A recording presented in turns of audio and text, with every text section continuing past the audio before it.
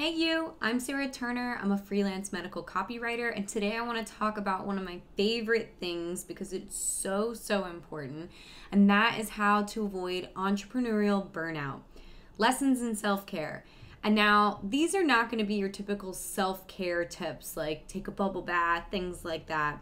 It's super important though that you put things into your life, into your day-to-day, just how you run your business, because when you are working for yourself, it is so easy to run yourself into the ground.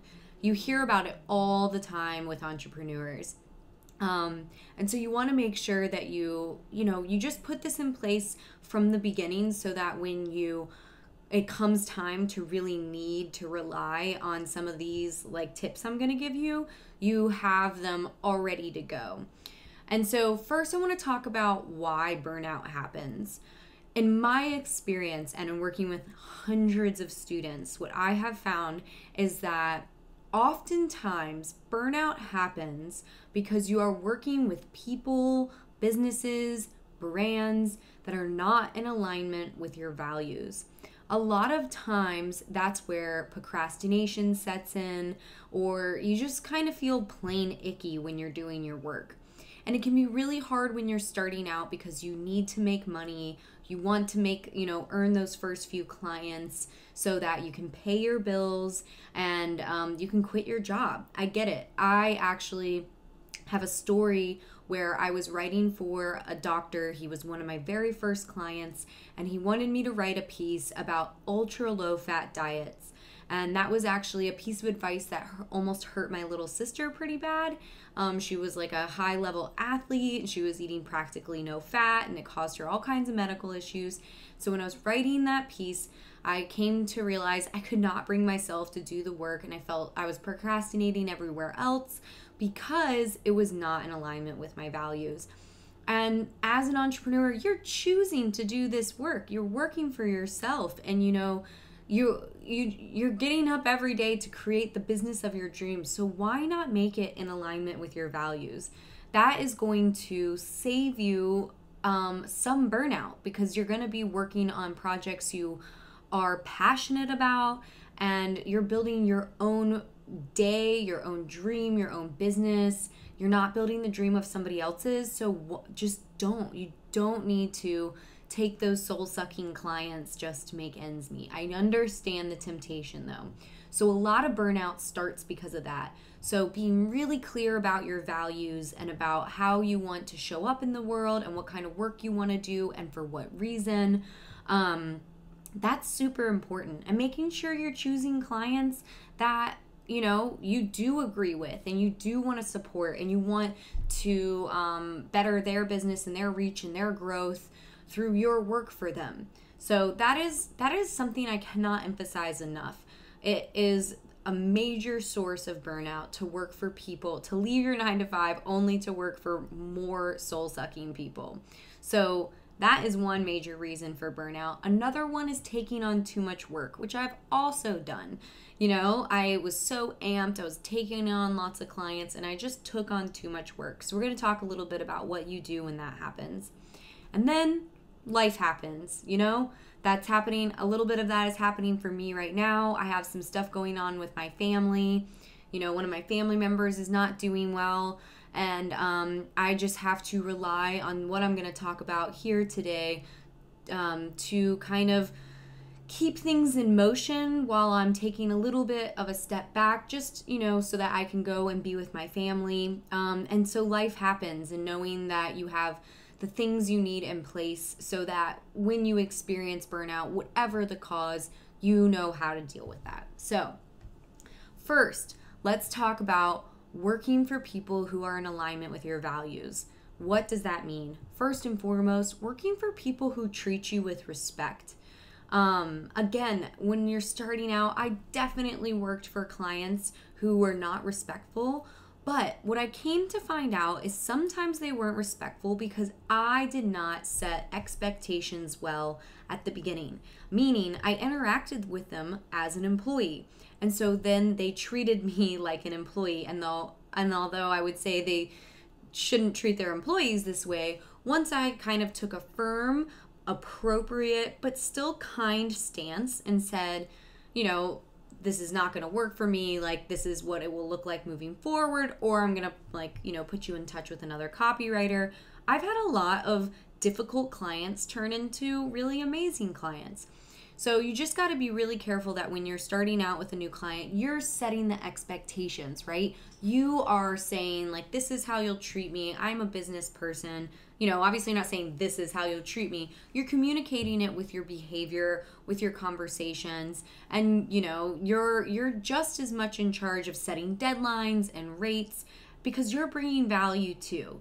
You're not just an employee. Don't work hourly. That's a big one. That makes people think that you're an employee.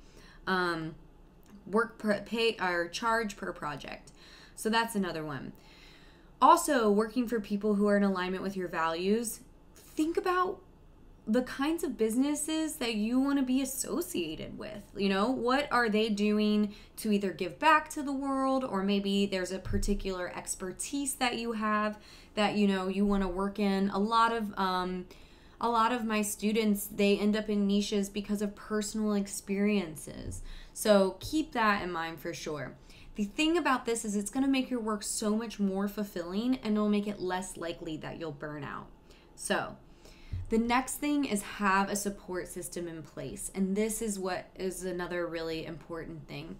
So for me, from the very early on, because I started to like really take growing my business seriously, I was in touch with other copywriters.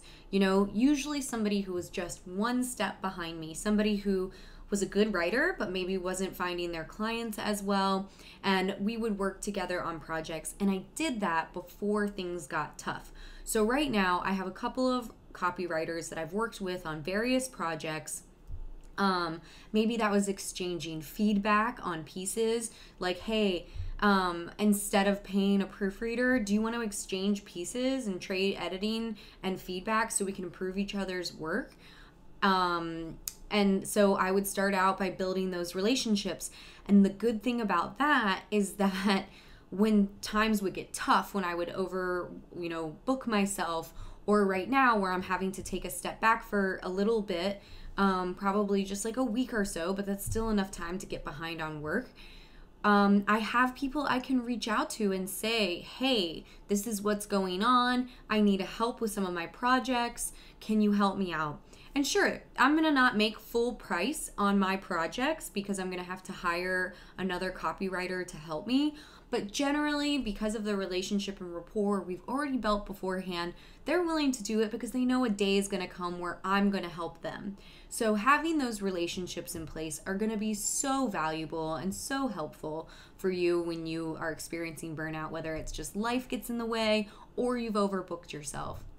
Another really important thing is make sure you're finding support online. And this is where Facebook groups are my favorite place for this. Because when you have a supportive Facebook group that's in the industry you're in, and you can find a Facebook group in any industry. So I always am talking about copywriting. There are a lot of good copywriting Facebook groups. Those are the places where you can go, you can get support, you can last minute post something like I have a project, I need help, I have the flu, whatever, and you can get that support and even find that, copywriter that you wanted to build a relationship with, like I mentioned before. So, but start doing that now. Don't wait until you're desperate and you need it.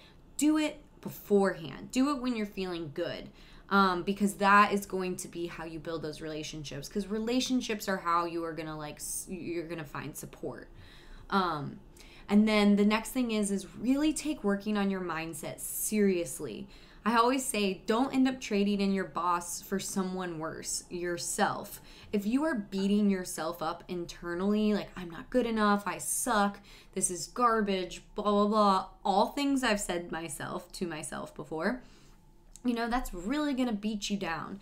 So take the time to implement a morning routine, affirmations that directly combat your biggest fears in life, do some meditation. Really dig into that stuff because it helps. I used to really struggle with depression and anxiety, and my morning routine and my mindset work has been the single most important thing I've implemented in my life for mental health. So definitely take that seriously. The next piece of advice is to always spend the first most productive hour of your day on your business and not on your clients. This will give you the time to implement things like building yourself a support network for when times get crazy, or doing more outreach so you can get more clients. If you're experiencing burnout, taking the time to bring on other copywriters, whatever it is your business needs, try and anticipate it and spend that most productive hour of your day working on your business. And then seriously, this is my last piece of advice. Build in breaks and rewards, mini breaks throughout the day, but also rewards. When you're an entrepreneur, it is so easy to just keep your focus forward and forget how far you've come. Make sure you're writing down milestones. Maybe it's that first $2,000 month or $2,000 retainer, or maybe it's that first $5,000-$6,000 month. Maybe it's getting on that first client call because those have really freaked you out. Whatever it is, please set yourself some milestones and a reward to go with it. For me, a lot of my rewards tend to be I like to get massages or get my nails done, something that's relaxing that prevents me from being on my phone or in front of my computer. Those are my favorite kinds of rewards. So set those up because those will keep you from burning out. And it's just super important to make sure that you're building momentum at a sustainable pace.